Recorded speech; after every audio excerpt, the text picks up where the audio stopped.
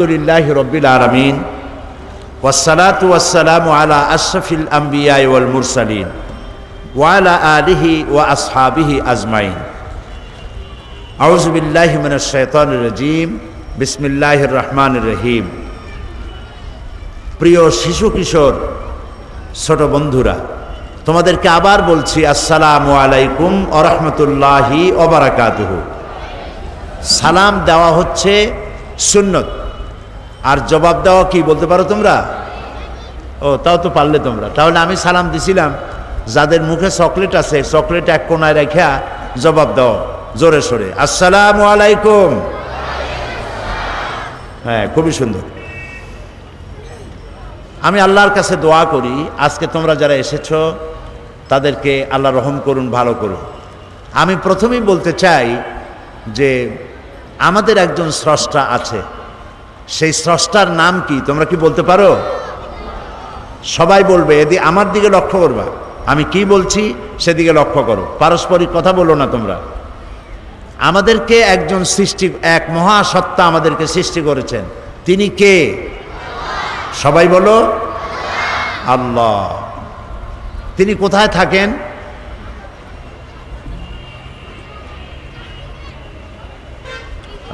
এক ছেলে বলছে এখানে দাঁড়িয়ে যে চারদিকে থাকে, আর একজনে বলছে সবখানে।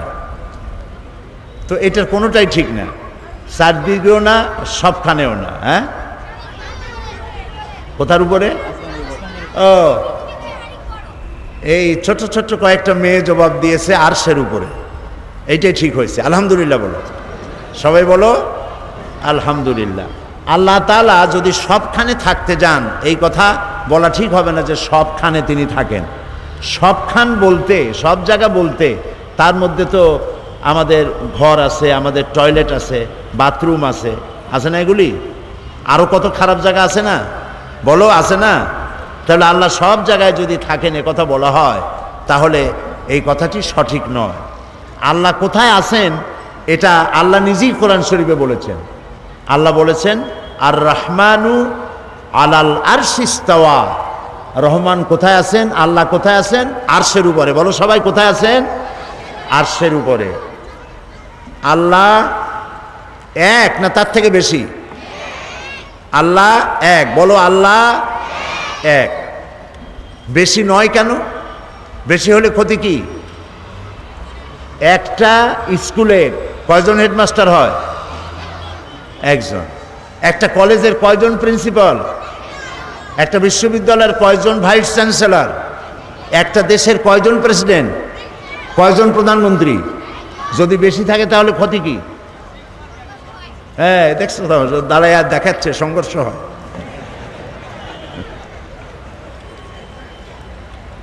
মারামারি হবেই। একজন প্রধানমন্ত্রী কবে যে আজকে আমি এই জিনিসটা পাশ করলাম, আর একজন প্রধানমন্ত্রী বললো এটা আমি উড়াই দিলাম। একজন প্রেসিডেন্ট বলল যে আমি এইটা বলতে চাই, আর একজনে বলবে আমি ওটা বলতে চাই না। তাহলে বোঝা গেল যে একাধিক প্রধান হওয়া কোনো দেশের জন্য, কোনো সমাজের জন্য, কোনো শিক্ষা প্রতিষ্ঠানের জন্য হলে পরে তাহলে এই দেশ, এই প্রতিষ্ঠান টিকবে না। কথা ঠিক কিনা বলো? এই জন্য আকাশ আর জমিন হলো বিশাল সাম্রাজ্য। এই বিশাল সাম্রাজ্য, লক্ষ্য করো ছেলেমেয়েরা, এই আকাশ অনেক বড় আকাশ। এই আকাশের কয়টা খুঁটি আছে বলো তো? 4টে খুঁটি। আকাশের খুঁটি কয়টা? আকাশের খুঁটি 7টা। এদিকে মেয়েরাই ভালো জবাব দিচ্ছে, কিন্তু তোমরা ঠকে যাচ্ছ। মেয়েরা কিন্তু ফার্স্ট হয়ে যাচ্ছে। মেয়েরা বলতেছে একটাও খুঁটি নাই, আর তোমরা বলছো 7টা। কাদেরটা ঠিক? মেয়েদেরটা ঠিক। এই যে শামিয়ানা দেখতে পাচ্ছ, এই যে বিশাল একটা শামিয়ানা, এটারে কি বলা হয়? শামিয়ানা। এই শামিয়ানার কতগুলি খুঁটি? গুনতে অনেক সময় লাগবে, ঠিক না? তো এই শামিয়ানাটা বড়, চাঁদোয়ানাটা বড় না আকাশটা বড়? বলো তো জোরে। আকাশটা বড়। তো ওই আকাশের খুঁটি একটাও আছে? এই বিনা খুঁটিতে আকাশটারে কে বানাইলো? জোরে বলো। আল্লাহ বানিয়েছে। সমুদ্রে যে জোয়ার ভাটা হয় কার হুকুমে হয়? আল্লাহ যদি একের চাইতে বেশি হইতো তাহলে ক্ষতি কি হতো? একজনে বলতো যে এখন জোয়ার হবে, আরেকজনে বলবে বাটা, একজনে বলবে এখন দিন, আরেকজন বলবে রাত। এই জন্য আল্লাহ হচ্ছেন এক। জোরে বলো, আল্লাহ হচ্ছেন, বলো লা ইলাহা ইল্লাল্লাহু মুহাম্মাদুর রাসূলুল্লাহ। আল্লাহ এক, তিনি ছাড়া কোনো উপাস্য নাই, কোনো মাবুদ নাই। মুহাম্মদ সাল্লাল্লাহু আলাইহি ওয়াসাল্লাম আল্লাহর প্রেরিত রাসূল। তো এই আকাশ সৃষ্টি করেছেন আল্লাহ, জমিন সৃষ্টি করেছেন আল্লাহ। আল্লাহরে কি দেখা যায়? যারা জবাব দিলেন না, দিল না, তারা বুঝি দেখতে পায়। কি বলো, আল্লাহরে দেখা যায়? দেখা যায় না। কেউ কেউ বলে যা দেখা যায় না তা বিশ্বাস করি না। কেউ কেউ বলে যা দেখা যায় না তা বিশ্বাস করি না। একথা যদি সত্য হয় তাহলে বাতাস আছে কি না তোমরা কি বিশ্বাস করো? কেন বাতাস যে দেখা যায় না বিশ্বাস করো কেমন? হ্যাঁ, তারপরে ফুল দেখা যায়, ফুলের গন্ধ কি দেখা যায়? যায় না। আল্লাহকে দেখা যায় না, কিন্তু তার কার্যক্রমের মধ্য দিয়ে আল্লাহকে বোঝা যায়। বলো আলহামদুলিল্লাহ। গাভী, তোমরা কি দুধ খাইছো? দুধ কিসের দুধ খাইছো? গরুর দুধ। মায়ের দুধ খাইছো তো মনে নাই? মনে আছে? আচ্ছা, গরুর যে দুধ দেয়, গরুতে কি খায়? ঘাস খায়। ঘাসের রং কি? সবুজ। দুধের রং কি? ঘাস খাইলো সবুজ, দুধ হইল সাদা। কে বানালো? সুবহানাল্লাহ বলবা না? এখন দেখো, দুধ যেখান থেকে বের হয় তার পাশের থেকেও আবার পেশাব বের হয়, আবার তার পাশের থেকে পায়খানা বের হয়, ঠিক না? একই জায়গা, পাশাপাশি জায়গা, এক জায়গা দিয়ে পায়খানা, এক জায়গা দিয়ে পেশাব, আর তার পাশ দিয়ে দুধ। এই দুধের সাথে পায়খানা পেশাব কিন্তু মিলে যায় নাই, পার্থক্য করে ভিন্ন ভিন্ন জায়গা থেকে পেশাব পায়খানা বের করে আর এক দিক দিয়ে সাদা এবং পান করতে অত্যন্ত সুস্বাদু এই দুধ যিনি দিলেন তার নাম কি? সবাই বলো, বলো সুবহানাল্লাহ। মধু খাইছো তোমরা? মধু বানায় কিসে? আরশোলায়, তেলাপোকায়। মধু বানায় কে? মৌমাছি। মৌমাছিরা চতুর্দিক থেকে ফুলের মধুগুলো নিয়ে আসে, এনে এক জায়গায় করে চাকের মধ্যে মধু বানায় দিল। এটাকে মানুষের শরীরের জন্য উপকার করে দিলেন আল্লাহ তাআলা।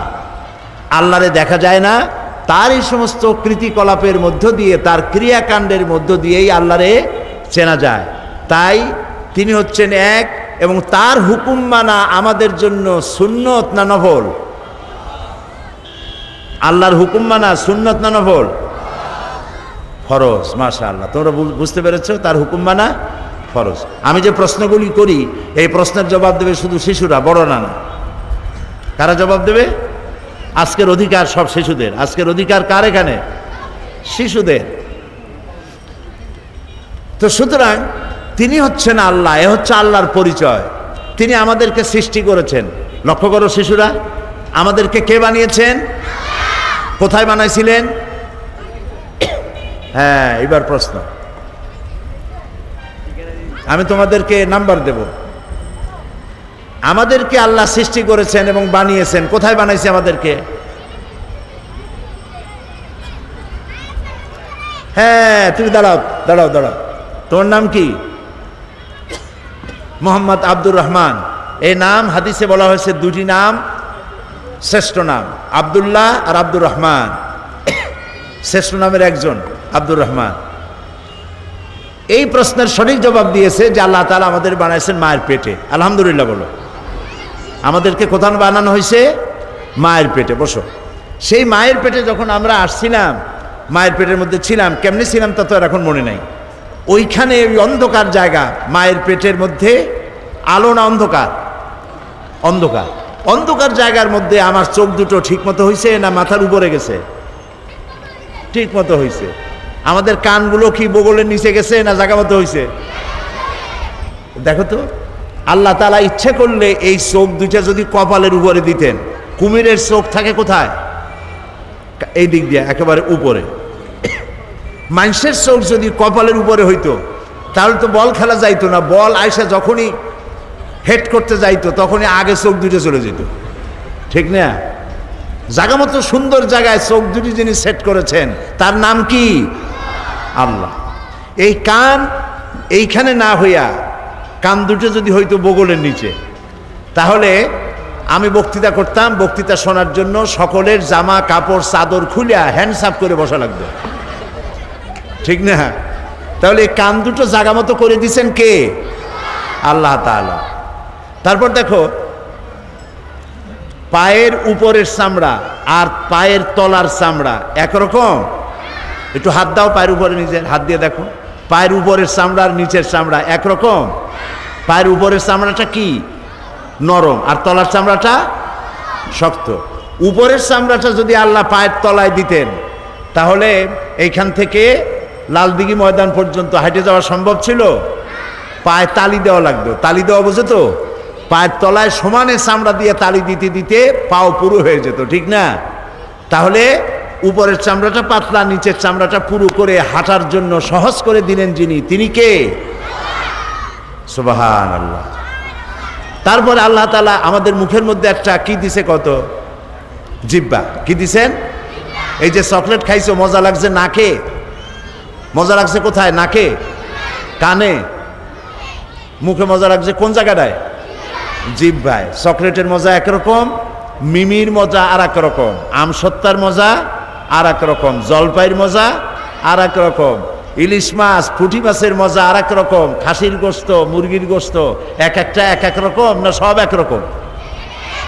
এই যে একটা জিহ্বায় হাজারো স্বাদ গ্রহণ করার যে ব্যবস্থা করলেন তিনি কে? এ হলো আল্লাহর পরিচয়। এক নাস্তিক, ইমাম আবু হানিফার নাম শুনছো না তোমরা? শুনছো? আমাদের ইমাম কে? ইমাম আবু হানিফা রহমতুল্লাহ আলাইহি। তার সাথে একবার এক নাস্তিকের ঝগড়া হয়েছিল। নাস্তিক কয় আল্লাহ নাই, আর তিনি বলছেন আল্লাহ আছে। তো এই নিয়ে একটা বহস হবে, একটা সময় এবং জায়গা নির্ধারণ করা হলো। নাস্তিক আসছে, শুনতেছে গল্প না? শুনতেছে না? তো নাস্তিক সময় মতো এসে গেছে। ঝগড়াটা হবে কার সাথে? ইমাম। তিনি আসেন নাই। প্রায় 2 ঘন্টা পরে তিনি এসে হাজির হয়েছে। নাস্তিক বলছে আপনার সাথে ঝগড়াই করব না, আপনি সময়ের যার কাছে দাম নাই তার সাথে আমি কি বহস করব? তখন তিনি বললেন দেখো আমি আসতে পারলাম না কেন সেটা শোনো। তো কাজে বলেন কেন আসতে পারেন নাই? তিনি বললেন যে দেখো, ইমাম আবু হানিফা বলছেন যে দেখো, আমি বাড়ি থেকে তোমার এই জায়গায় আসতে গিয়ে পথে একটা নদী আছে, নদীর পাড়ে আসে দেখি যে আমি যে পার হব তা কোনো নৌকো টৌকা কিচ্ছু নাই। তা আমি কি করি? সেখানে দাঁড়াইছি অসহায়ের মতো, যাবো কেমনে? হঠাৎ দেখি কি যে আমার সামনে একটা বিচি ফাটিয়া একটা গাছ হয়ে গেল। গাছটা আস্তে আস্তে বড় হয়ে গেল, দেখি না দাগ গাছটা এরকম মোটা হয়ে গেল। কই থেকে একটা করাত এসে নিচে কষাকষি করলো, গাছটা পড়ে গেল, ফটাফট তক্তা বেরিয়ে গেল, চটাচট লোহা লাগলো, আর একটা নৌকা হয়ে পড়ে গেল নদীর মধ্যে। আমি তাই পাড়ি দিয়ে তাড়াতাড়ি আসলাম। ওই যা দেরি হয়েছে নৌকাটা হইতে, গাছটা বড় হইতে, তাই দেরি হয়ে গেল। নাস্তিক কয় যে আপনি মাথা খারাপ, আপনার সাথে আমি কোনো বহসই করতে চাই না। কয় আমার মাথা খারাপ কেন? কয় যে বিনা মিস্ত্রি একটা গাছ কি ফট করে বড় হইতে পারে? আর যাও বড় হইলো, বিনা মিস্ত্রিতে কি গাছ কাটা যায়? বিনা মিস্ত্রি কি তক্তা হয়? বিনা মিস্ত্রিতে কি এই তক্তায় লোহা লাগিয়া তা কি নৌকা হইতে পারে? একটা মাথা খারাপ আপনি। ইমাম আবু হানিফা রহমতুল্লাহ আলাইহি বললেন আমি মাথা খারাপ না বেটা তোর মাথা খারাপ? বিনা মিস্ত্রিতে যদি সাধারণ ছোট্ট একটা নৌকা না হইতে পারে, একটা গাছ ফাড়িয়ে ছিঁড়া তক্তা না হইতে পারে, এই বিশাল আকাশটা বিনা মিস্ত্রিতে তৈরি হয়েছে, এই দুনিয়া বিনা মিস্ত্রিতে তৈরি হয়েছে, তুমি আর আমি বিনা মিস্ত্রিতে তৈরি হয়েছি, এটা কি বিশ্বাস করা যায়? মাথা খারাপ তো তোমার। নাস্তিক বলল আমার অনেক বই কিতাব আনছিলাম, আমার তর্ক আর করবই না, আমি মুসলমান হয়ে গেলাম, লা ইলাহা ইল্লাল্লাহু মুহাম্মাদুর রাসূলুল্লাহ। সুবহানাল্লাহ বলবা না? তাহলে আল্লাহ তাআলা এই আকাশ এবং জমিনকে সৃষ্টি করেছেন, তোমাকে আমাকে সৃষ্টি করেছেন। এখন এই যে তোমাদেরকে আর আমাদেরকে সৃষ্টি করলেন, এই সৃষ্টির পর আমাদের কিছু কাজ আছে। কি কাজ? শুনতেছো তোমরা? আমাদের কাজ কি? আমাদের কাজ হলো আমরা লেখাপড়া করব, বড় হব, চাকরি করব, বিয়ে শাদী করব, বাচ্চা কাচ্চা হবে, নাতিপুতি হবে, তারপর মরে যাব, এগুলি কাজ নাকি? হ্যাঁ, আল্লাহর ইবাদত করব, আল্লাহর কথা অনুযায়ী জীবন চালাবো। চাকরি বাকরি তো করবই, লেখাপড়া তো করবই, কিন্তু সবটা করব আল্লাহর কথা মতো। কার কথা মতো? এবং তার রাসূলের কথা মতো। একটা আদর্শ না হলে আমরা চলতে পারবো না। আমরা কিভাবে চললে আল্লাহ খুশি হবে, সেই জন্য আল্লাহ তাআলা নবী বানাইছেন। নবী বানাইছেন কেন? আমাদের আদর্শ হওয়ার জন্য। বলো তো কি জন্য? তিনি বলেছেন, লাকাদ কানা লাকুম ফি রাসূলিল্লাহি উসওয়াতুন হাসানাহ। আল্লাহ তাআলা বলেছেন, আমি তোমাদের জন্য উত্তম আদর্শ রেখেছি তোমাদের রাসূলের মধ্যে। আমাদের রাসূলের নাম কি? হযরত মুহাম্মদ সাল্লাল্লাহু আলাইহি ওয়াসাল্লাম। তিনি আমাদের আদর্শ। তার শৈশবে তিনি কোনো মিথ্যা কথা বলেন নাই। শৈশবে, যৌবনে, জীবনেও মুহাম্মদ সাল্লাল্লাহু আলাইহি ওয়াসাল্লাম একটি মিথ্যা কথা বলেন নাই। এটা কি সহজ না কঠিন? না না, সহজ না, কঠিন, খুবই কঠিন। মিথ্যা কথা জীবনেও তিনি কাউকে বলেন নাই। তাহলে তিনি আমাদের আদর্শ, আমরাও মিথ্যা কথা বলবো না। বলো, আমরা মিথ্যা কথা বলবো না। তিনি দুষ্টমি করেন নাই, তিনি কাউকে মারধর করেন নাই, তিনি কাউকে গালাগালি করেননি, তিনি কাউকে প্রতারণা করেননি। তিনি মানুষকে ভালোবেসেছেন। তাই আমাদেরও দরকার আমরা যেন মানুষকে ভালোবাসি এবং গরিব দুঃখীদের প্রতি আমরা যেন যত্নবান হই। নবী করিম সাল্লাল্লাহু আলাইহি সাল্লাম একবার, তিনি যে গরিবদেরকে, ছোট মানুষকে ভালোবাসতেন, একবার ঈদের দিন তিনি যাচ্ছেন ঈদের নামাজ পড়তে। ঈদের নামাজ কোথায় পড়ে? মসজিদে না মাঠে? মাঠে। মাঠে তিনি পড়তে যাচ্ছেন, দেখেন একটা বাচ্চা ছেলে কাঁদতেছে, তোমাদের মতো একটা শিশু কাঁদতেছে। তিনি তার পাশে গিয়ে দাঁড়ালেন, জিজ্ঞেস করলেন, তুমি কাঁদছো কেন? কি জন্য কাঁদো? আজকে তো ঈদের দিন, আজকে তো কাঁদতে নাই, আজকে খুশির দিন। বাচ্চা বলছে, আমি তোমার কাছে বলবো না, আমি সেই সকালবেলা থেকে বসে আছি বিশ্বনবী মুহাম্মদ সাল্লাল্লাহু আলাইহি সাল্লামের অপেক্ষায়, তারে যদি পাই আমার মনের দুঃখ তারে বলবো। ছেলে মুহাম্মদ সাল্লাল্লাহু আলাইহি সাল্লামকে চিনতে পারে নাই। মুহাম্মদ সাল্লাল্লাহু আলাইহি সাল্লাম বলছেন, তুমি যার জন্য অপেক্ষা করতেছো আমি তো সেই। তিনি বসলেন, মাটিতে বসে পড়লেন, বাচ্চাটারে কোলে নিলেন, বললেন, বলো তো তোমার কি দুঃখ? বাচ্চাটি বলছে, ইয়া রাসূলুল্লাহ, আমি এর থেকেও যখন ছোট ছিলাম সেই সময় আমার বাবা মারা গেল। আমার মা তখন কিছুদিন পরে আর একটা পুরুষকে বিবাহ করলো। সেই পুরুষটা আমারে দেখতে পারে না, আমারে মারে, আমার খাওয়া চোখে দেখতে পারে না, আমার একটু ভালো সে পছন্দ করে না। আমার মা আমারে কোলে নেবে, চুমা খাবে, তা তার সহ্য হয় না। সব সময় আমার মায়েরে মারে আর আমারে ধমক দেয়। আমার মা রাত্রে আমাকে বলল যে তোমার সুখ শান্তি তো হলো না দুনিয়ায়, বাপ চলে গেছে, বাপ মরে গেছে, তুমি তো এতিম হয়ে গেছো। তো এতিমের দুঃখ এতিম ছাড়া কেউ বুঝবে না, সেজন্য তুমি যাও মুহাম্মদ সাল্লাল্লাহু আলাইহি সাল্লামের কাছে তোমার দুঃখ বলো। ইয়া রাসূলুল্লাহ, আমি অসহায়, আমার কেউ নাই, আমি সেই জন্য আমার মনের দুঃখ আপনারে বললাম। নবী করিম সাল্লাল্লাহু আলাইহি সাল্লাম শিশুটিকে বুকের সাথে জড়ায় ধরলেন এবং ঈদের দিকে না আগায়া বাড়ি ফিরে গেলেন। হযরত আয়েশাকে ডেকে বললেন, আয়েশা রাদিয়াল্লাহু তাআলা আনহাকে বললেন, আয়েশা, আজকে ঈদের দিন, তোমাকে আল্লাহ তাআলা একটি উপহার দিয়েছেন, এই উপহারটি তুমি নাও। রাসূল ওই শিশুর দিক তাকায় বললেন, হে এতিম শিশু, মুহাম্মদ সাল্লাল্লাহু আলাইহি সাল্লাম যদি তোমার পিতা হন আর হযরত আয়েশা যদি তোমার মা হন, তাহলে তুমি সুখী হবে? ছেলেটি ডুকরে কেঁদে উঠল আর বলল, হে রাসূল, মুহাম্মদ সাল্লাল্লাহু আলাইহি সাল্লাম যদি আমার পিতা হন আর হযরত আয়েশা যদি আমার মা হন, তাহলে আমার মতো সৌভাগ্য পৃথিবী আর কার আছে? নবী করিম সাল্লাল্লাহু আলাইহি সাল্লাম শিশুদেরকে, বাচ্চাদেরকে এভাবে ভালোবাসতেন, এতিমদেরকে যত্ন করতেন, স্নেহ করতেন। এই জন্য আল্লাহ সব সৃষ্টি করেছেন আর মুহাম্মদ সাল্লাল্লাহু আলাইহি সাল্লামকে আমাদের জন্য আদর্শ বানিয়েছেন, আমরা যেন তার অনুসরণ করি। তাহলে রাসূলের অনুসরণ করতে গেলে আজকের থেকে শিশুরা শপথ নাও, আমরা মিথ্যা কথা আর বলবো না। বলো, আমরা মিথ্যা কথা, বলো সবাই, মিথ্যা কথা আর বলবো না, দুষ্টামি করব না, মানুষকে কষ্ট দেব না, কারো বড়ই গাছের বড়ই চুরি করে খাবো না। না খাইবা? বড়ই, আম, অন্যের গাছের এগুলো ঢিলা মেরে মেরে এগুলো খাইবে নাকি? না। দুষ্টুমি কমায় দিয়া মানুষের প্রতি ভালোবাসা। তোমার ক্লাসে যারা পড়াশোনা করে তাদের যদি বই খাতা না থাকে আর তোমার মা বাবার যদি পয়সা থাকে তাদেরকে সাহায্য করবে। কারো যদি অসুখ হয় তাহলে সেখানে চিকিৎসা করার জন্য মা বাপকে বলে সাহায্য করবে। এটাই হলো আমাদের কাজ। তাহলে আমি বললাম আল্লাহর পরিচয় বললাম, রসুলের পরিচয় বললাম, এরপরে বলতে চাই ইসলামের পরিচয়। ইসলাম কি? আমাদের ধর্মের নাম কি? বলো সবাই, ইসলাম। ইসলামের পরিচয় কি? ইসলামের 5টা খুঁটি আছে। যেমন এই শামিয়ানার কতগুলি খুঁটি আছে, খুঁটি যদি একটাও না থাকে তাহলে কি হবে কত? হ্যাঁ, পড়ে যাবে, তাই না? সবগুলি পড়ে যাবে। তাহলে খুঁটি দরকার আছে নাকি? একটা তাবু টানাতে কয়টা খুঁটি লাগে? তাবু না না 5টা খুঁটি লাগে। একটা তাবু টানাইতে 5টা খুঁটি লাগে। এখন 5টা খুঁটির একটা যদি কম হয় তাহলে তাবিটা কি সঠিকভাবে টানানো যাবে? হয় কোনা পড়ে যাবে, না হয় মাঝখানটা পড়ে যাবে, ঠিক না?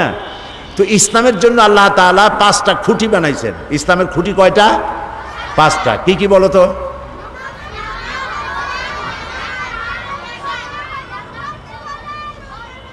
চারটে হয়ে গেছে। কালেমা দিয়ে এখান থেকে আসছে কলেমা। তুমি তো গান গাইছিলে না? সুন্দর গাইছো তো। কালেমা, নামাজ, রোজা, হজ, যাকাত, এই 5টা। এই 5টার একটা কম থাকলে হবে না, 5টাই লাগবে। এটা হলো ইসলামের পরিচয়। এই 5টি স্তম্ভ ইসলামের। ইসলাম হলো একটি আদর্শের নাম, যে আদর্শ অনুযায়ী আমাদের চলতে হবে এবং সেই আদর্শ অনুযায়ী কিভাবে চলতে হবে তাই কোরআন শরীফে বলা আছে। এটার নাম কি? বলো, এটার নাম কি? এই কোরআন শরীফে যা লেখা আছে কথাগুলি কার? সবাই বলো। এতে কোনো সন্দেহ আছে? বলো সুবহানাল্লাহ। এতে কোনো সন্দেহ নাই যে সবগুলি কথা আল্লাহ। এই কোরআনের মধ্যে আল্লাহ তাআলা সব বলেছেন। আমরা কি খাবো কি খাবো না, আমরা কি সব খাইতে পারি? বলো, সব খাইতে পারি? আমরা গরু খাইতে পারি কিন্তু আর একটা পশু খাইতে পারি না। ওইটার নাম কি? ও, তাও তো তোমরা জানো। গরু, ছাগল, মুরগি খাওয়া যাবে, শুয়োর খাওয়া যাবে না। কে হারাম করেছে? কোন জায়গায় বলেছে? কোরআন শরীফে বলেছে। আল্লাহ তাআলা পানি, দুধ, মিষ্টি, মধু সব লিকুইড খাওয়া জায়েজ করেছেন এগুলি, কিন্তু মদ এবং শরাব এগুলি খাওয়া নিষেধ করেছেন। কোথায় আছে? কোরআন শরীফে আছে। কাজে আমাদের মুখ আছে বলে জম্মের সাবান চাবাইতে পারবো না, যা খুশি তাই খাইতে পারবো না, যা খুশি তাই বলতে পারবো না, যা খুশি তাই করতে পারবো না। তাহলে আমাদের কাজ, কথা, খাওয়া দাওয়া, চলা ফেরা, ওঠা বসা সব কন্ট্রোল করে কে? কোরআন। এই কোরআন এবং হাদিস। কোরআন আর হাদিস। কোরআন হলো আল্লাহর, হাদিস কার? মাশাআল্লাহ। হাদিস হলো রাসূলের। তো কোরআন এবং হাদিস মেনে আমাদের চলতে হবে। তাহলে কি হবে? একটা আমাদের জন্য একটা পরকাল আছে। একটা কি কাল আছে বলো? কাল কয়টা? জগৎ কয়টা? 2টা। একটা হলো ইহজগৎ আর একটা পরজগৎ। আমাদের সকলকে পরজগতে উঠতে হবে। সেটার নাম কিয়ামত, সেটার নাম আখেরাত। ওই আখেরাতে আমাদের এই জীবনের সব কিছুর জবাব দিতে হবে আল্লাহর দরবারে। এ কথা মনে থাকবে তোমাদের? এই জন্য আখেরাত সম্পর্কে জ্ঞান অর্জন করতে হবে। আর নামাজ রোজা করতে হবে আল্লাহর হুকুম মেনে। এই বয়সেই, যদিও তোমাদের উপরে নামাজ ফরজ হয় নাই, কিন্তু নামাজ পড়ায় তোমরা অভ্যস্ত হবে। তোমার মা বাপ যখন উজু করে নামাজ পড়ে, তুমিও উজু করে নামাজ কেমনে পড়ে তা শিখবে এবং রোজা রাখার মতো বয়স একটু হলেই রোজা রাখা আরম্ভ করবে। মা বাবা, শিক্ষক সহ বড়দের কথা শুনবে, বড়দের সাথে বেয়াদবি করবে না। আর দুষ্টুমি পরিহার করতে হবে। সকল রকমের দুষ্টুমি বন্ধ করতে হবে। দুষ্ট ছেলেকে মানুষ কি ভালোবাসে? জবাব দাও, ভালোবাসে? বাসে না। দুষ্ট ছেলে, দুষ্ট মেয়ে লোকেরা বলেই বসে, এই ছেলে তুমি তো দারুণ দুষ্ট, এ মেয়েটা তো দারুণ দুষ্ট। এই কথা বললে কি ভালো লাগে? খারাপ লাগে না ভালো লাগে? সেই জন্য যাতে তোমাকে তোমার মা বাপ এবং তোমার আত্মীয় স্বজন যাতে বলে ছেলেটা খুব ভালো, মেয়েটা খুব ভালো, সেইভাবে তোমরা দুষ্টমি পরিহার করে নিজেদেরকে তৈরি করবে। এখানে নবী করিম সাল্লাল্লাহু আলাইহি সাল্লাম বলেছেন, আল মারউ মা'a মান আহাব্বা, প্রত্যেকেই যে যাকে ভালোবাসে তার সাথে তার হাসর হবে। তুমি যদি দুষ্ট ছেলের সাথে ভালোবাসা করো, বন্ধুত্ব করো, ওর সাথে তোমার হাসর হবে। কোনো অমুসলিম মেয়েদের সাথে যদি তুমি তোমার চালচলন যদি তাদের মতো হয় তো ওদের সাথে তোমার হাসর হবে।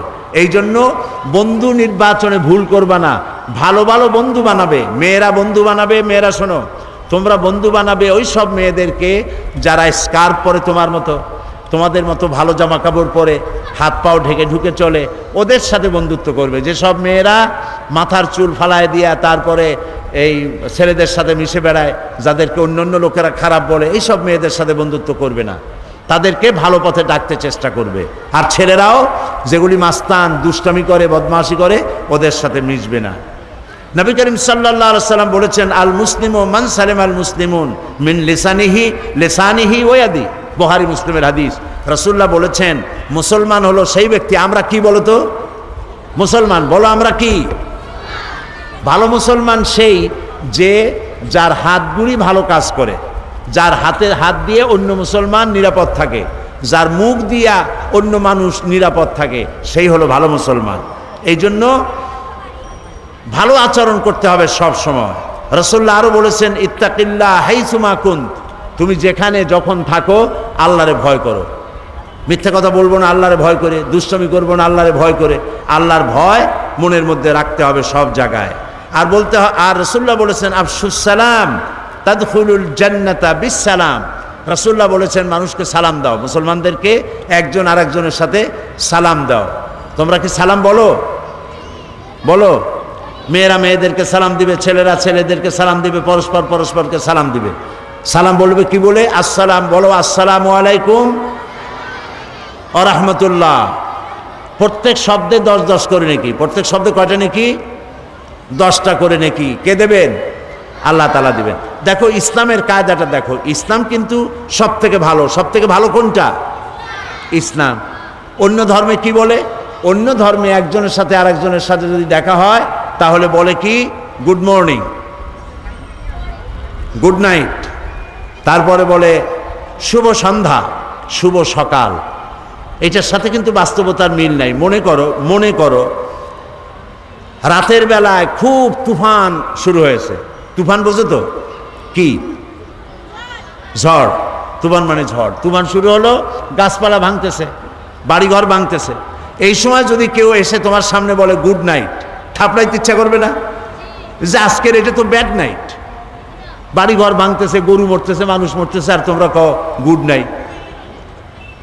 আবার মনে করো সকালবেলায় কারো বাবা মারা গেছে, শুনতেছো কথা? সকালবেলায় কারো বাবা মারা গেছে অথবা মা মারা গেছে, লোকটা কাঁদতেছে। ওই সময় এসে যদি কেউ বলে গুড মর্নিং, থাপড়ায় নাক উড়াই দিতে ইচ্ছা করবে না যে বেটা আমার জীবনে এই ধরনের ব্যাড মর্নিং জীবনেই আসে নাই, আমার কাছে বাপ মরি আর তুমি কও গুড মর্নিং। তাহলে পৃথিবীর অন্যান্য মানুষেরা যেভাবে বলে এগুলোর মধ্যে কোনো সায়েন্টিফিক যুক্তিসঙ্গত বিজ্ঞানসম্মত কিছুই নাই। ইসলাম ঝড়ের মধ্যে হোক তুফানে হোক, মা মরলে হোক বাবা মরলে হোক, রাইতে হোক দিনে হোক, যখন দেখা হবে বলবে আসসালামু আলাইকুম ওয়া রাহমাতুল্লাহ, তোমার উপর আল্লাহর রহমত নাজিল হোক, শান্তি হোক। এটা খারাপ না ভালো? আজকের থেকে যখনই ঘরে যাবা মায়ের সাথে দেখা হবে বলবে আসসালামু আলাইকুম। মনে থাকবে? কথা না করলে তো বুঝি না, মনে থাকবে? বাবার সাথে দেখা হলে কি বলবা? শিক্ষকের সাথে দেখা হবে কি বলবা? মাশাআল্লাহ। তারপরে হ্যান্ডশেক করবা, মুসাফা। এটা কি? মুসাফা। এই মুসাফা করার সময় অনেকে হাত ধরিয়া এইরকম ঝাঁকাঝাঁকি করতে থাকে। তাদের ধারণা যত ঝাঁকি তত নেকি। এটা কিন্তু ঠিক না, ঝাঁকাঝাঁকি করা যাবে না। হাত দিয়ে ধরবা শুধু আর বলবা ইয়াগফিরুল্লাহু লি ওয়া লাকুম, আল্লাহ আমারও মাফ করুক তোমারেও। সুবহানাল্লাহ। এটি হলো ইসলামী আদর্শ, ইসলামের চরিত্র। সেই জন্য একজন আরেকজনকে দেখা হবে তোমরা সালাম দিবে। আর রাসূলুল্লাহ বলেছেন লা তাকুলু বিশিমাল ফাইন্না শায়তানা ইয়াকুলু বিশিমাল। রাসূলুল্লাহ বলেছেন বাম হাতে খাইও না, কারণ বাম হাতে খায় কে? এই 2-3 জনে কইল শয়তান। জোরে কও না সবাইকে। শয়তানে খায় বাম হাতে। কাজী তোমরা কার অনুসরণ করবে, শয়তানের না আল্লাহ রসুলের? আল্লাহ রসুল বলছেন কি বাম হাতে খাওয়া যাবে না। যারে বাম খাইতে দেখো অনেকে আছে বাম হাতে চা নিয়ে চা খায় বাম হাত দিয়ে, আছেন এরকম? এরকম বাম হাতে চা খাওয়া যাবে না, কোনো জিনিসই বাম হাতে খাওয়া যাবে না।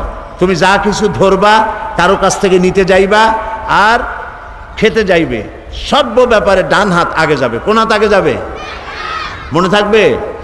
এই কাজগুলি যদি করো তাহলে তোমরা সঠিক মুসলমান হতে পারবে, মা বাপের অনুগত হতে পারবে, এখানেও শান্তি পাবে, পরজগতেও শান্তি পাবে। আমি তোমাদেরকে আমার অন্তরের অন্তঃস্থল থেকে মোবারকবাদ জানাই। এখন বলবো, তোমরা যে বলছিলে যে আমাদের ব্যাপারে কোনো বই আছে কিনা, তোমাদের ব্যাপারে ছোট ছোট অনেক সুন্দর সুন্দর বই আছে।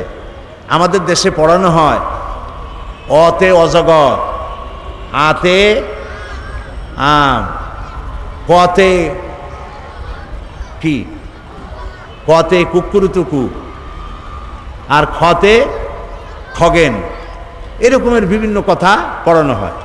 কিন্তু যদি বলা হয় মুসলমানকে যে অতে অজু করো, আতে কি আল্লাহর নাম করো, তো এইভাবে করে প্রত্যেকটা অক্ষর পড়ে পড়ে যদি ইসলামের সাথে সম্পৃক্ত হয়, বাচ্চা অবস্থা থেকে বাচ্চারা এটা শিখবে, ঠিক না?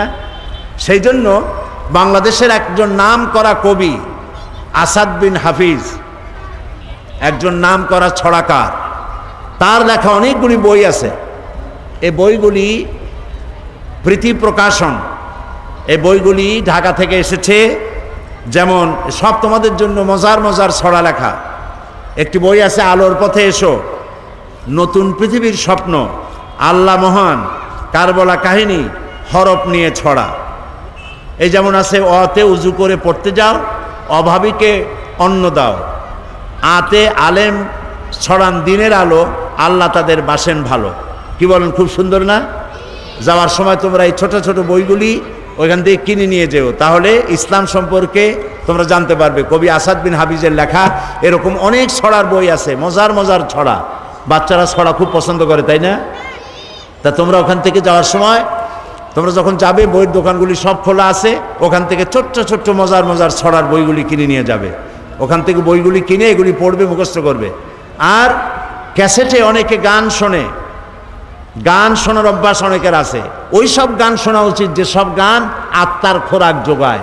এজন্য সাইমুম শিল্পী গোষ্ঠীর শিশুদের জন্য ছোট্ট ছোট্ট গান আছে, সেই গানগুলি তোমরা নিবে, নিজেদের জীবনকে সুন্দর করতে পারবে। তোমরা অনেক প্রশ্ন লিখে পাঠিয়েছ জবাব পাওয়ার জন্য। যতটা সম্ভব আমি তোমাদেরকে তোমাদের লিখিত প্রশ্নের জবাব দেব ইনশাআল্লাহ। এক ছোট্ট মেয়ে প্রশ্ন করেছে, নাম সাবরিনা সুলতানা। তার প্রশ্ন হলো, ইসরায়েলি শিশু মারলে জাতিসংঘ ও বিশ্ব নেতৃবৃন্দ যেভাবে নিন্দা প্রতিবাদ জানায়, ফিলিস্তিনি শিশু মারলে সেইরূপ প্রতিবাদ জানায় না কেন? অথচ আমরা বইতে পড়েছি জাতিসংঘ নিরপেক্ষ। এই প্রশ্ন যে করেছে তাকে কে বলবে শিশু? সে তো প্রশ্ন করেছে জ্ঞানী ব্যক্তিদের মতো। এই প্রশ্নটি যে করেছে, মর্নিং শোজ দ্য ডে, সকালবেলাই প্রমাণ করে যে দিনটা কেমন যাবে। কাজে এই ছেলেটির জন্য আমরা দোয়া করি, এই সুন্দর প্রশ্ন করার জন্য। আল্লাহ তাকে অনেক বড় জ্ঞানী বানায় দিন, মেয়েটিকে। তো প্রশ্ন করছে, ইসরায়েলি শিশু মারলে জাতিসংঘ বিশ্ব নেতৃবৃন্দ যেভাবে নিন্দা জানায়, ইসরায়েলি শিশু মারলে নিন্দা জানায় না কেন? এর কারণ হলো, ইসরায়েলি শিশুরা হচ্ছে ইহুদি আর প্যালেস্টাইনি শিশুরা হচ্ছে মুসলমান। তোমরা এটা বোধহয় জানো যে আমেরিকা একটা লিস্ট করেছে পৃথিবীতে সন্ত্রাসী রাষ্ট্র কোনগুলি, এর উপর একটা লিস্ট তৈরি করেছে। সেই লিস্টের মধ্যে ইরাকের নাম আছে, পাকিস্তানের নাম আছে, ইরানের নাম আছে, ইরিত্রিয়া আছে, সোমালিয়া আছে, সুদান আছে। কিন্তু যে রাষ্ট্রটি তৈরি হয়েছে সন্ত্রাসের মধ্য দিয়ে, সেই ইহুদি রাষ্ট্রের নাম, ইসরায়েলি রাষ্ট্রের নাম আমেরিকার সন্ত্রাসী লিস্টে নাই। এটা হলো একদেশদর্শী হওয়া। জাতিসংঘ যে ভূমিকা পালন করা উচিত ছিল পৃথিবীর সকল মানুষের জন্য নিরপেক্ষ ভূমিকা, সেই নিরপেক্ষ ভূমিকা পালন করতে সে ব্যর্থ হয়েছে। কারণ জাতিসংঘ হয়েছে এখন আমেরিকার হাতের পুতুল। হাতের পুতুল নিজে নাচে না কেউ নাচায়? বলো তো তোমরা, শিশুরা জবাব দাও। পুতুল কি নিজে নাচতে পারে না কেউ নাচায়? কেউ নাচায়। তো এটা একটি পুতুল, জাতিসংঘ আজ একে নাচাচ্ছে কেউ। কাজেই তোমরা বুঝতেই পারছো যে আমেরিকার হাতের পুতুল হলো জাতিসংঘ। এই জাতিসংঘ আজকে তার নিরপেক্ষতা হারিয়ে ফেলেছে। সেই জন্য একজন মুসলমান মারা গেলে তাদের কিছু আসা যায় না, কিন্তু মুসলমান ছাড়া অন্য জাতি মরলে তাহলে তাদের খুব লাগে। মোহাম্মদ রফিকুল ইসলাম, তার প্রশ্ন, কাইদি সাহেব আপনি কি ছোটবেলায় আমাদের মতো দুষ্টামি করতেন? মাদ্রাসা পলায়ন করতেন? স্কুল পলায়ন করতেন? আমি চাই আপনার মতো সাইদি মুফাসসির হতে। কিভাবে হব একটু দয়া করে বলবেন কি? ছোটদের প্রশ্ন যেমন হওয়া উচিত।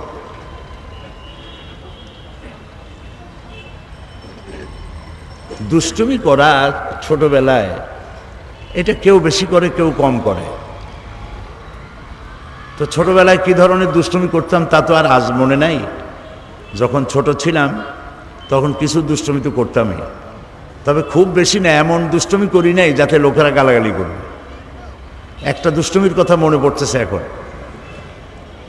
শর্ষিরা মাদ্রাসায় সবে ভর্তি হয়েছি, ছোট আমি তখন। তো সেখানে তখন ছাত্র ছিল প্রায় 450-500 মতো। আমাদের যে সভাপতি মৌলানা শামসুদ্দিন সাহেব, উনি ওই মাদ্রাসার ছাত্র। আমরা একসঙ্গে লেখাপড়া করেছি, উনি আমার সিনিয়র ছিলেন। তারপরে ওইখানে ছাত্রদেরকে ফ্রি খাওয়ানো হতো, কোনো পয়সা নেওয়া হতো না। সেই জন্য তারা তরি তরকারি, যেমন মিষ্টি কুমড়া, চাল কুমড়া, তোমরা কি চাল কুমড়া বলো না কি কুমড়া বলো?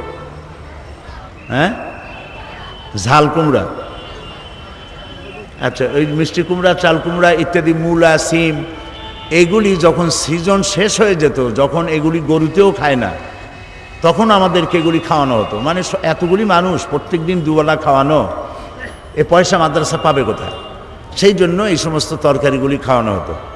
তা আমরা যে বোর্ডিংয়ে খাইতাম, সেই বোর্ডিংটা ছিল একটা খালের উপরে মাচা পেতে তৈরি করা ছিল একটা অংশ। মৌলানা শামসুদ্দিন সাহেবের নিশ্চয়ই ভাই মনে পড়তেছে। তো ওইখানে তরকারিগুলি সব স্তূপ করে থাকতো, বড় বড় কুমড়া, চাল কুমড়া ইত্যাদি, আর নিচে হলো খাল। তো এই কুমড়া খাইয়া বিরক্ত হয়ে যেতাম। আমরা কয়েকজনে বুদ্ধি করলাম কুমড়া কমাইতে হবে।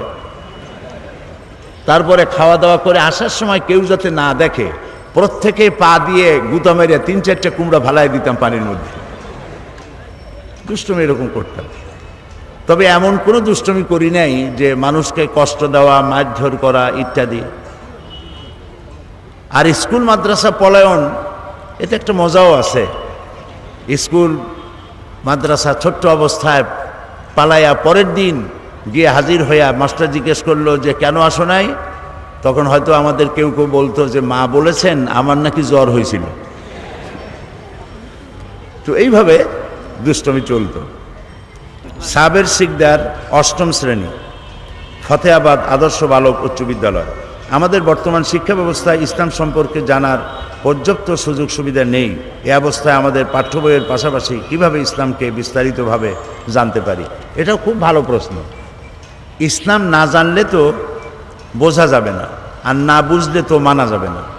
সেই জন্য ছোট্ট ছোট্ট বই আছে তোমাদের পাঠ্য বইয়ের পাশাপাশি, সেই সব বইগুলো তোমরা কিনবে, পড়বে, তাহলে তোমরা বুঝতে পারবে।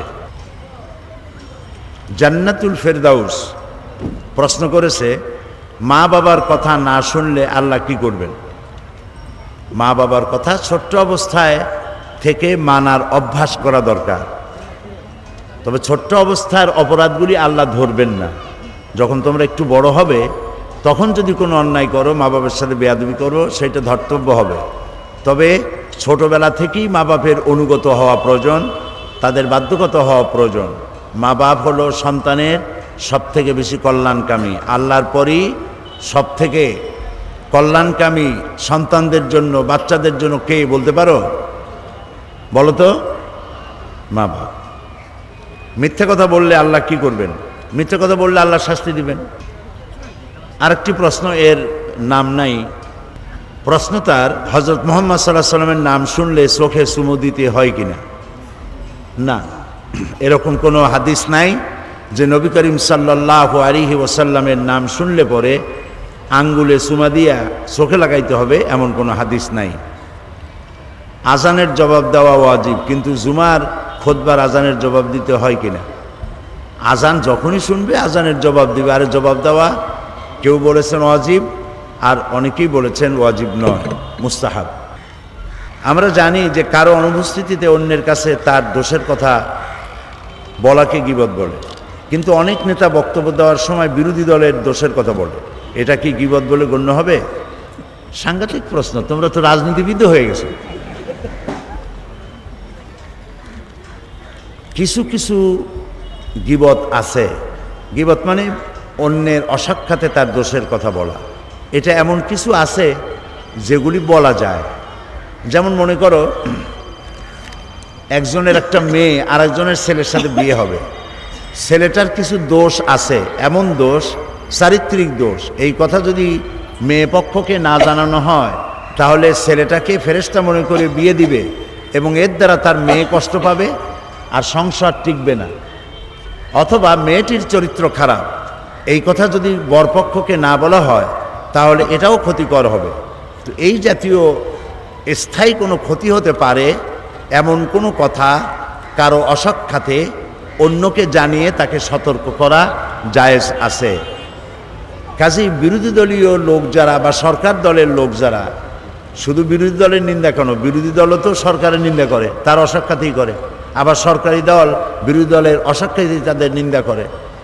সরকার যদি কোনো অন্যায় করে তাহলে বিরোধী দলের পক্ষে এটা বলা, সেই অন্যায় কাজ মানুষের সামনে তুলে ধরা আর গঠনমূলক সমালোচনা করা, এটা গীবতের পর্যায়ে পড়বে না, গুনার পর্যায়ে পড়বে না, যদি তা বস্তুনিষ্ঠ হয়। আর বিরোধী দলের যে সমস্ত খারাপ কাজ আছে সেই খারাপ কাজগুলি বলে মানুষকে তাদের থেকে সতর্ক করার জন্য বস্তুনিষ্ঠ সত্য কথা বলা যায়, কিন্তু মিথ্যা অতিরঞ্জিত করে কোনো কথা বলা জায়েজ নেই। আশা করি বুঝতে পেরেছ। নাম নাই এমন একজন প্রশ্ন করেছে, আচ্ছা ভাইয়া, সিরাতুন নবী ও মিলাদুন নবীর মধ্যে পার্থক্য কি? খুবই সচেতন আজকালকার ছেলেমেয়েরা। সিরাতুন নবী মিলাদুন নবী পার্থক্য অনেক বড়। সিরাতুন নবী হচ্ছে নবীর চরিত্র, নবীর মিশন, আর মিলাদুন নবী হচ্ছে জন্ম বৃত্তান্ত। নবী করিম সাল্লাল্লাহু আলাইহি সাল্লামের জন্ম কেমনে হয়েছিল, কার দুধ খেয়েছিলেন, কোথায় প্রতিপালিত হয়েছিলেন, এগুলি হচ্ছে এই তার জন্ম বৃত্তান্ত, দাদাকে নানাকে এগুলি জানা। তো এগুলি আমাদের জানা দরকার। নবী করিম সাল্লাল্লাহু আলাইহি সাল্লাম কীভাবে পৃথিবীতে এসেছেন, তার বাপের নাম কি, তার মায়ের নাম কি, তারপরে তিনি কোথায় জন্মগ্রহণ করেছেন, কার দুধ খেয়ে বড় হয়েছেন, কে তাকে দোলনায় নিয়ে দোল দিত, এ সমস্ত কথা জানা দরকার। কিন্তু এর থেকে 100% বেশি জানা দরকার নবী করিম সাল্লাল্লাহু আলাইহি সাল্লামের মিশন কি ছিল, তিনি কেন পৃথিবীতে এসেছিলেন, তার দায়িত্ব কি ছিল, তিনি কি করেছেন, তিনি কেমনে কথা বলতেন, তিনি কেমনে রাষ্ট্র চালাতেন, তার যৌবনকাল, তার বার্ধক্য, তার রাষ্ট্র শাসন, তার সেনাপতির দায়িত্ব পালনকালীন সময় কি অবস্থা ছিল ইত্যাদি জানা মিলাদুন নবীর চাইতেও অনেক গুরুত্ব। মিলাদুন নবী আমরা জানবো, সিরাতুন নবীও আমাদের জানতে হবে। সেই জন্য দুটোর মধ্যে অনেক পার্থক্য আছে, আমাদের জানতে হবে, বেশি জানতে হবে সিরাতুন নবী। বেশি জানতে হবে কোনটা? সিরাতুন নবী। পড়া মনে রাখার জন্য কোন দোয়া আমল করব? পড়া মনে রাখার জন্য তোমরা পড়বে রব্বি জিদনি ইলমা। বলো তো সবাই, রব্বি জিদনি ইলমা। সব শিশু কিশোরেরা, ছেলেমেয়েরা সবাই পড়ো, রব্বি জিদনি ইলমা, রব্বি জিদনি ইলমা। মনে থাকবে? মনে যদি না থাকে তোমার আম্মার কাছে, আব্বার কাছে, তাদের কাছ থেকে জিজ্ঞেস করে নিও। শিশু অবস্থায় এ হলো নাবিদ সুবহানি। তার প্রশ্ন হলো, শিশু অবস্থায় মৃত্যু হলে সে কি জান্নাতে যাবে? সে তো কোনো পাপই করে নাই, সুতরাং আল্লাহ তাআলা তার ব্যাপারে জান্নাতের ফয়সালাই করবেন ইনশাআল্লাহ। ছোটরা নামাজ পড়তে, এই প্রশ্ন সুলতান আহমদ প্রশ্ন, আমরা ছোটরা মসজিদে নামাজ পড়তে থাকলে বড়রা আমাদেরকে ঠেলিয়া পিছনে নিয়ে যায়। এর কারণ কি? এটা সত্যি একটা দুঃখজনক ব্যাপার। আমি বিভিন্ন জায়গায় ওয়াজের মধ্যেও বলেছি, এটা আমি মাহফিলেও বলেছি, এটি একটা খুব খারাপ জিনিস। বাচ্চারা মাদ্রাসায় কি বলে, মসজিদে গেলে পরে মুরব্বীরাই সরে যাও সরে যাও, চোখ মোটা করে ধমক দিয়ে ঠেলে ঠেলে পিছনে নিয়ে যায়। এটি খুবই খারাপ। এভাবে যদি বাচ্চাদেরকে চোখ মোটা করে মসজিদে গেলে ধমক দেওয়া হয়, বাচ্চা মসজিদ থেকে মুখ মলিন করে বাড়ি ফিরে এসে মায়েরে বলে, মা মসজিদে আর জীবনেও যাব না, ওইটা আমার জায়গা না। এই জন্য যারা বাচ্চা নিয়ে যান তাদেরই উচিত, আর যারা বাচ্চা নাও নিয়ে যান তাদেরও উচিত বাচ্চাদের প্রতি স্নেহের আচরণ করা, তাদেরকে সুন্দর করে দাঁড় করিয়ে দেওয়া। আর বাচ্চাকে যিনি নিয়ে গেলেন তিনি পকেটে করে চকলেট আর মিমি নিয়ে যাবেন, নামাজ শেষ হলে বাচ্চার হাতে চকলেট দিবেন। বাচ্চা ভাববে মসজিদে আসলে চকলেট পাওয়া যায়, মসজিদের দিকে আকর্ষণ বাড়বে, ঠিক না? এই জন্য বাচ্চাদেরকে চোখ মোটা করা, ধাক্কা দেওয়া, পিছনে ঠেলে দেওয়া, এটা কোনো ভদ্র জনোচিত কাজ নয়। রাসূলুল্লাহ এই ধরনের করেন নাই। তবে ইসলাম খুব ডিসিপ্লিন, খুবই শৃঙ্খলাপূর্ণ। ইসলামের মতো শৃঙ্খলা পৃথিবীতে কোনো জাতের নাই। তোমরা বলবে না সুবহানাল্লাহ? সাংঘাতিক শৃঙ্খলা। নামাজের মধ্যে কাতার না দিলেই তো হতো কেবলামুখী হয়ে দাঁড়াও বললে হতো, কেবলামুখী হয়ে দাঁড়াও। কাতার মাতার দরকার নাই, জায়গা লাগে বেশি, ঘন ঘন হয়ে দাঁড়ায় একজনের পিঠের উপর আর একজন সেজদা দাও। ইসলামকে এরকম বলে? কি বলে? ইসলাম বলে কাতারটা সোজা কর, একদম একটা তীর মারা হবে কাতারের সামনে দিয়া, মুসল্লিদের নাকের ডগার উপর দিয়ে চলে যাবে। নাক যার বেশি লম্বা সে ছাড়া কারো নাকে ঢুকবে না। লাইন এত সোজা হতে হবে। তে লাইন যেই সোজা হলো, এই সোজা লাইনটা ইসলাম চায়, এটা ডিসিপ্লিন, এটা সৌন্দর্য। এখন বাচ্চারা গেলে পরে, একেবারে ছোট বাচ্চা, সে যদি লাইনে দাঁড়ালো, এই লাইনটা দেখতে কি সুন্দর হবে না একটু অসুন্দর হবে? বলো? একটু অসুন্দর হয়ে যায়, উঁচা নিচু এরকম হয়ে যায়। এই জন্য নিয়ম হলো বাচ্চারা যদি যায়, বাচ্চাকে যে নিয়ে যাচ্ছে তার উচিত বাচ্চাকে নিয়ে লাইনের এক পাশে গিয়ে দাঁড়ানো, মাঝখানে নয়। আর পিছনে ঠেলে দেওয়া, একেবারে পিছনে নিয়ে যাওয়া, এটা ঠিক নয়। যে নিয়ে যাবেন অথবা যে ছেলে আসছে একা, তাকে ওই কাতারের লোকেরা কাতারের এক কোনায় নিয়ে নিজেদের কাতারেই রাখবেন, মাঝখানে রাখলে একটু ডিস্টার্ব হতে পারে। আর বাচ্চারা এক জায়গায় ৩-৪ জন দাঁড়াবে না, এটাও খেয়াল রাখতে হবে। কারণ বাচ্চারা যখন নামাজের মধ্যে যায়, নামাজে দাঁড়ায়, তখন সারা দিনের সব হাসি নামাজের মধ্যে এসে হাজির হয়ে যায়। সেজদার মধ্যে, রুকুর মধ্যে গুতাগুতি করে আর খালি হাসতে থাকে। এই জন্য বাচ্চাদেরকে আলাদা আলাদা করে কোনায় কোনায় দাঁড় করাইয়া নামাজের প্রতি অভ্যস্ত করা উচিত। শাহেদ আহমদ, তৃতীয় জামাত, এশাতুল কোরআন, নুরানি মাদ্রাসা, ফাতেহাবাদ। তার প্রশ্ন হচ্ছে, কারো কবরে ফুল দেওয়া জায়েজ? আর ফুল দিলে জিয়ারতের সমান সওয়াব পাওয়া যাবে কি? ফুল দিলে জিয়ারতের সওয়াব পাওয়া যাবে না। জিয়ারত হলো পরিদর্শন করা। এখানে উপস্থিত হলে কোনো মাজারে কোনো নিয়ত করে যাওয়া যাবে না, এটা মনে রাখবা। প্রথমে মাজারে জিয়ারতের উদ্দেশ্য নিয়ে যাওয়া যাবে না। কিন্তু কোনো মাজারের কাছে যেয়ে বসছো, তো তুমি সেখানে দাঁড়াইয়া সূরা ফাতিহা, সূরা ইখলাস পড়ে মাজারে যিনি আছেন তার জন্য দোয়া করবা। ওই মাজারে তোমার ভাগ্যের কোনো ভালো হবে এই নিয়ত করে কোনো দোয়া করা যাবে না। তারপরে ফুল দেওয়ার চাইতে, ফুল দিলে তো ফুল শুকায় যায়, ফুল দেওয়ার চাইতে একটি জীবন্ত গাছের ডাল যদি কবরে পুঁতে দেওয়া যায়, সেটাই বরং সওয়াব হবে বেশি।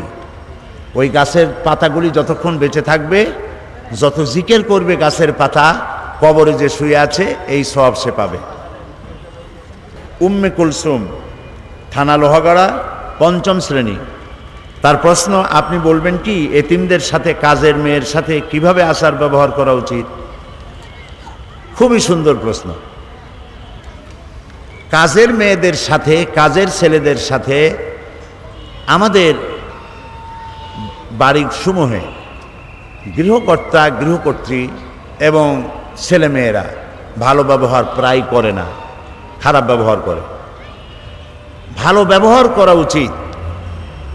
একথা মনে করা দরকার, আজকে তোমার বাড়িতে যে মেয়েটি থালা বাটি মাজে, জামা কাপড় ধুয়ে দেয়, এমনও তো হতে পারত তুমিও, তোমার মা বাপ থাকতো না, তুমিও কারো বাড়িতে গিয়ে কারো থালা বাটি মাজতে। এটা কি অসম্ভব না আল্লাহর কাছে সম্ভব? বলো তোমরা, সম্ভব। সেই জন্য মনে করতে হবে যে এটা আমার ছোট ভাই বা ছোট বোন, এই মনে করে তাদেরকে যত্ন করতে হবে। তোমরা যেমন টিভির মধ্যে কার্টুন দেখো, ওরা তখন কাজ করে, কার্টুন ছবি দেখতেছো, অথবা টিভির মধ্যে ন্যাশনাল জিওগ্রাফি বন্য প্রাণীর ছবি টবি দেখতেছো, তখন তোমার কাজের মেয়েটি সেও দেখতে চায়, তাকে ধমক না দিয়ে তাকেও কিছু সময় দেখানো উচিত এসব ভালো ভালো দৃশ্য। তোমরা যখন যা ভালো খাও তাদেরকে, তার থেকে ওরা খুব কষ্ট করে, তাদেরকেও খাইতে দেওয়া উচিত। তাদেরকে তোমরা যেমন ভালো জামা কাপড় পরো, তোমাদের পক্ষে যদ্দূর সম্ভব তাদেরকেও তেমন ছোট ছোট কাপড় চোপড় ভালো দেখে দেওয়া উচিত। এই জন্য ভালো আচরণ করতে আল্লাহ শিখিয়েছেন, আল্লাহ রসুল শিখিয়েছেন। কাজের ছেলে মেয়ে এবং এতিম বাচ্চাদের প্রতি যত্ন করতে হবে।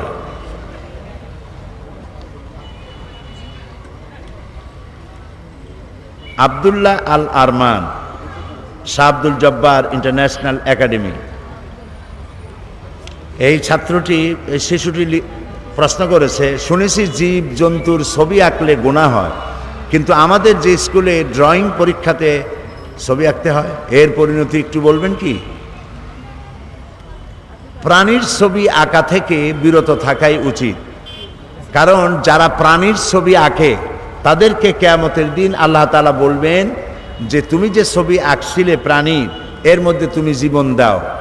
সে তখন জীবন দিতে পারবে না, তখন তাকে আর যেটা আঁকছিল, যেটা মূর্তি বানায়ছিল, এই সব সুদ্ধা জাহান্নামে যেতে হবে। তো তুমি যে ছবি আঁকতেছো, ছবির মধ্যে কি প্রাণ দিতে পারবে? মনে হয় পারবে। জবাব দিলে না যে। মনে করো একটা বিড়ালের ছবি এঁকেছো, একটা ছাগলের ছবি এঁকেছো, এর মধ্যে কি তুমি প্রাণ দিতে পারবে? কখনোই পারবে না। সেই জন্য এইসব ছবি না এঁকে বরং ছবি আঁকা উচিত চাঁদের, সূর্যের, ফুলের, গাছের, নদীর, সবুজ ক্ষেতের, এই সমস্ত প্রাকৃতিক দৃশ্যগুলির ছবি আঁকাই সুন্দর। তবে তোমরা এগুলি যদি চেষ্টা করো তাহলে এতে তোমরা কামিয়াব হতে পারবে। আমিনুল্লাহ, মায়ের নাম ফাতেমা বেগম, শাহনাজ আক্তার লিপি। শাহনাজ আক্তার লিপির প্রশ্ন, সে চট্টগ্রাম মেডিকেল কলেজ হাসপাতালের কেন্দ্রীয় মসজিদ কলোনিতে থাকে, তাও লিখেছে আমানুল্লাহ। সে প্রশ্ন করেছে, সাদ্দামকে ফাঁসি দেওয়া হচ্ছে কিন্তু কেউ রুখে দাঁড়াচ্ছে না, এর কারণ কি? সাদ্দামের ব্যাপারে অনেক প্রশ্ন এসেছে। সাদ্দামের ব্যাপারটা আমি প্রথম দিন এখানে আলোচনা করেছি। আমি এখানে বলেছি যে এখন তো মুসলিম রাষ্ট্রপ্রধানদের কথা বলা উচিত, তাদের বলা উচিত ছিল যে, কেন বলতেছেন ওইটা আমি জানি না, বা জানলেও বলার দরকার নেই। এখানে মুসলিম রাষ্ট্রপ্রধানরা বলতে পারতেন যে, তুমি বুশেরে বলতে পারতেন যে তুমি এইখানে মারণাস্ত্র তালাশ করতে আসছিলা, তা তো তুমি পাও নাই। বুশ যা তালাশ করতে আসছিল তা কি পেয়েছে? বলো ছেলেমেয়েরা, তা কি পেয়েছে? মারণাস্ত্রগুলি পায় নাই। এমনকি শেষ পর্যন্ত বুশ এই সাদ্দামরে ধরিয়া সাদ্দামের মাথার চুলগুলি তালাশ করে দেখছে যে চুলের মধ্যেও আছে নাকি মারণাস্ত্র। মুখের মধ্যে টর্চ মারছে যে এর মধ্যে আছে নাকি। তো এটা যখন পাওয়া গেল না, কাজে এখন তুমি আমাদের মাফ করো, আল্লাহর রাস্তে বিদায় হও। তো আল্লাহ তাআলা একজন আছেন, দুনিয়ার কেউ যদি রুখে না দাঁড়ায় তো আল্লাহ তাআলা মজলুমের পক্ষে থাকেন। এখন ইরাকিরা হলো মজলুম, অত্যাচারিত, আর আল্লাহ থাকেন অত্যাচারিতদের বিপক্ষে, মজলুমদের পক্ষে থাকেন। কাজে এই কাজটি যারা করছে, ইতিহাস অপেক্ষা করতে থাকুক, ইতিহাস কিভাবে চিত্রিত হয়। যারা এই কাজ করতেছে তারাও এর জবাব পাবে। নাজনীন সুলতানা শিমু, সপ্তম শ্রেণী, তার প্রশ্ন, আমরা যখন কোনো কাজে ভুল করি তখন বড়রা আমাদের শাসন করেন, কিন্তু বড়রা যখন ভুল করে তখন আমরা বলতে গেলে বলে যে আমরা অসভ্য। এমত অবস্থায় আমরা কি করতে পারি? কিছুই করতে পারবে না। তোমরা যদি কোনো অন্যায় করো, ভুল করো, তাহলে মা বাপ তোমাদেরকে শাসন করবে, এটাই স্বাভাবিক। আর বড়রা যদি ভুল করে তাহলে তোমরা তো তাদেরকে শাসন করতে পারবে না, তবে ভুলটা বলতে পারো যে মা অথবা আব্বা, আপনি যে কথাটা বললেন, এই কাজটা করলেন, এই কাজটা কি করা ঠিক হয়েছে? আমার তো মনে হয় ঠিক হয় নাই। এইভাবে বলা যায়, আদবের সাথে বলতে হবে। তুমি ভুল করেছো এইভাবে না বলে একটু আদবের সাথে তাদেরকে বলতে হবে যে এই কাজটা তো আমার কাছে মনে হয়েছে যেটা ঠিক হয় নাই। এরকম করে আদবের সাথে বলা ঠিক হবে। রকিব হাসান প্রশ্ন করেছে, নোয়াখালী থেকে আসছে, সাইদি সাহেব আপনি কি কোনোদিন ক্রিকেট খেলেননি? ক্রিকেট খেলা তো দূরের কথা, আমি তো ক্রিকেট খেলা বুঝিও না, খালি ওই 4 বুঝি আর 6 বুঝি যেটা দেখায়, এছাড়া আমি কিছু বুঝি না। এবং যত খেলা আছে, কেন যেন ক্রিকেট খেলা আমার কাছে পছন্দ হয় না। ফুটবল খেলা একরকম ভালো লাগে, 2-4টে লাথি খাইলেই সে গোলে চলে যায়, বেশি সময় বসে থাকা লাগে না। আর ক্রিকেট খেলার জন্য সারা দিন বসে থাকা লাগে, এক মহা সমস্যা। হিটলারের নাম শুনছো তোমরা? ওর একটা গল্প আমার মনে পড়ল। হিটলার একবার জার্মান থেকে কলন অথবা বন, ফ্রাঙ্কফুর্ট কোথাও যাচ্ছিলেন। যাওয়ার সময় তিনি দেখতে পেলেন যে মাঠে কারা খেলতেছে আর চতুর্দিকে অনেক লোক দাঁড়ানো। তিনি দেখে চলে গেল। সন্ধ্যাবেলায় তিনি যখন ওই পথে ফিরেছেন তখন দেখেন সেই মাঠ ভরালো। প্রশ্ন করলেন, এরা কি তারা যাদেরকে সকালবেলা দেখে গেছিলাম? বলে হ্যাঁ। এটা কি খেলা? তো বলল যে ক্রিকেট খেলা। হিটলার অর্ডার করলো তার পরের দিন যে আমার দেশে ক্রিকেট খেলা চলবে না, কারণ এই খেলা দেখতে গিয়ে মানুষের লেখাপড়া নষ্ট হয়, চাকরি বাকরির ক্ষতি হয়, ব্যবসা বাণিজ্যের ক্ষতি হয়। ঘন্টার পর ঘন্টা, দিনের পর দিন, মাসের পর মাস এই বল যে কি অপরাধ করছিল, লাঠির বাড়ির চোটে সারাদিন ঘুরতে থাকে। কাজে এই খেলা আমার দেশে চলবে না। জার্মানিরা বোধহয় এখনো এটা খেলে না, আমি জানি না এখনো খেলে কিনা। কাজে একটা বিরক্তিকর খেলা, হতে পারে ভালো খেলা, যাদের কাছে খেলা পছন্দ হয় ব্যক্তিগত ব্যাপার। এর দ্বারা আমি কোনো ফতোয়া দিচ্ছি না যে এই খেলা তোমরাও খেলো না বা দেখো না। তবে আমি মনে করি, আমার কাছে মনে হয় যে ওয়েস্টেজ অফ টাইম, সময়ের যথেষ্ট ক্ষতি হয়, সময়ের যথেষ্ট অপচয় হয়। জবামণি আবরার নাবিল, এই 4 জনের প্রশ্ন, কোনো কারণে যদি মিথ্যা কথা বলতেই হয় তাহলে কি আমাদের গুনাহ হবে? মিথ্যা বলবা কেন? কোনো কারণ নাই, মিথ্যা বলবাই না। মিথ্যা কথা বলার যদি কখনো প্রয়োজন হয় তো আল্লাহর কাছে মাপ চাইবে, আল্লাহ আমি যেন মিথ্যা না বলি। মিথ্যা কথা বললে যদি মা বাপের 2-4টা থাপ্পড় খাওয়া লাগে তাও ভালো, তবু মিথ্যা কথা বলা উচিত না। এই মিথ্যা থেকে তোমরা বিরত থাকবে। প্রশ্ন, আমার নাম হাফিজা খাতুন শিখা। এখন শিখা বললে অনেকেই আমাকে অমুসলিম মনে করে, তাহলে শিখা নামের সাথে কি ইসলাম বহির্ভূত কোনো অর্থ আছে? আর যদি থাকে তাহলে আমি নামটা কি বাদ দিয়ে দেব? খুবই ভালো হয়, যে নাম বললে পরে মুসলমান হিসাবে চেনা যায় না এরকম নাম বাদ দেওয়া উচিত। আসলে এই দোষটা তো তোমার না, ভুল করেছে মা বাপ, যারা নামটা রেখেছে, মা বাপ দাদা দাদি যারা নামটা রেখেছে তারা ভুল করেছে। মানুষেরা ভুল করে অনেক নাম রাখে, যেমন নাম রাখে ডব্লিউ, মন্টু, বল্টু, সেন্টু। এইসব হাবিজাবি নাম যেসব ছেলেদের মেয়েদের থাকে তারা জীবনেও কোনো ভালো ইতিহাস সৃষ্টি করতে পারে না। পৃথিবীতে বল্টু মন্টু নামের কোনো প্রেসিডেন্ট আছে নাকি? এই বল্টু, সেন্টু, তারপরে আর কি ডব্লিউ, এইসব নামের কোনো ব্যক্তি বড় কোনো আলেম বা পীরও হতে পারে না।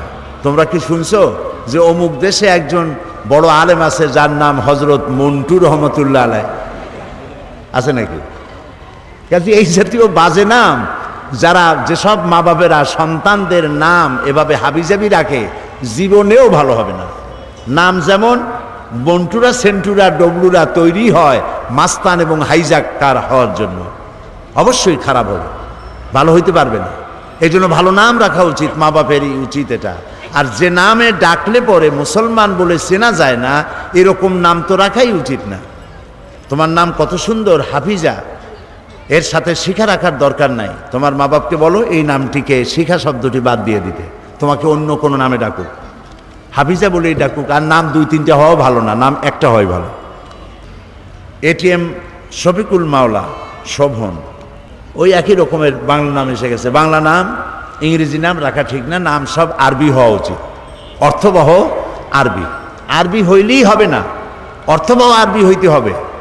আমি অনেক বছর আগে এখানে এক বক্তৃতায় বলেছিলাম, বাংলাদেশের এক জেলায় গেলাম, সকালবেলায় আমাকে নাস্তা দিবে, তো বাড়িওয়ালা ডাকতেছে তুকাজ্জেবান, তাড়াতাড়ি করে চা নিয়ে আসো হুজুরের জন্য। তা আমি বললাম তুকাজ্জেবান কি? কয় তুকাজ্জেবান আমার মেয়ের নাম। তো মেয়ের নাম তুকাজ্জেবান রাখছেন কেন? কয় যে আল্লাহ তো এটারে খুব পছন্দ করে, সূরা আর রহমানে অন্তত 33 বার আল্লাহ এই নাম নিছেন, আমি খুশি হইয়া ওই নাম রাখছি। দেখো কি উল্টাপাল্টা নাম রাখি। কেউ তার সন্তানের নাম রাখে জামাল মিয়া, অথবা সন্তানের নাম রাখে তরিক মিয়া। তো কুয়েতে এরকম এক পাসপোর্টধারী উপস্থিত হয়েছে, বাংলাদেশ থেকে গেছে, তার বাপের নাম জামাল মিয়া আর তার নাম হলো তরিক মিয়া। এখন পুলিশেরা খুব হাসাহাসি করতেছে, লোকেরা জিজ্ঞেস করছে যে আপনারা হাসতেছেন কেন? কয় যে নাম পড়ে হাসতেছি। কয় কারণ কি? কয় কারণ হলো বাপের নাম হলো জামাল মিয়া, জামাল মিয়া অর্থ হলো 100 উট, আর তরিক মিয়া এ শব্দের অর্থ হলো 100 রাস্তা।